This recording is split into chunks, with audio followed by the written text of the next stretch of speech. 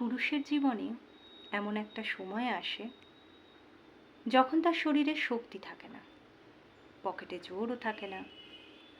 এতদিন যাদের খাইয়েছিল, যাদের কথায় নাচছিল, তারা কেউ পাশে থাকে না। পাশে থাকে একমাত্র ওই অবলা নারীটি, তার স্ত্রী, যাকে সে দিনের পর দিন অবহেলা করেছিল। লোকের কথায় যার ওপরে সে মানসিক শারীরিক অত্যাচার করেছিল, সেই স্ত্রী।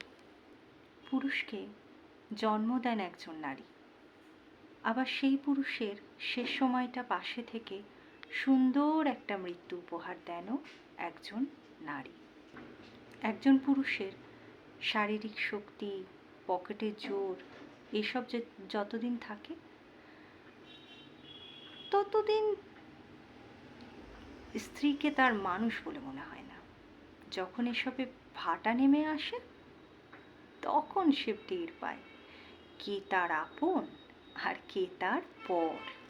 আসলে তখন আর কিছু করার থাকে না। আপনার ভালোবাসার এখন আর তেমন মূল্য নেই, কারণ আপনার স্ত্রীর কাছে এসবের আর দরকার পড়ে না। সে অভ্যস্ত হয়ে পড়ে অন্যভাবে, হেলায়, অবহেলায়, ভালোবাসায়, যত্নে, কোনো কিছুতেই খুশি অখুশি সে আর হতে পারে না। জানেন তো, সংসার এক মায়ার বাঁধন। এখানে ভালো লাগলেও আঁকড়ে ধরে থাকতে হয়, না লাগলেও থাকতে হয়। কত শত সংসার তো টিকে থাকে শুধু সন্তানের মুখের দিকে চেয়ে। একদিন সেই সন্তানও পর হয়ে যায়। শেষ বয়সে গিয়ে পাওয়া না পাওয়ার হিসেব মেলাতে গিয়ে আর হিসেব মেলে না। সেই অবহেলিত অযাচিত নারীটি শেষ বয়সে আপনাকে বাহুডোরে বেঁধে রাখে, বিপদে আপদে, সুখে দুঃখে।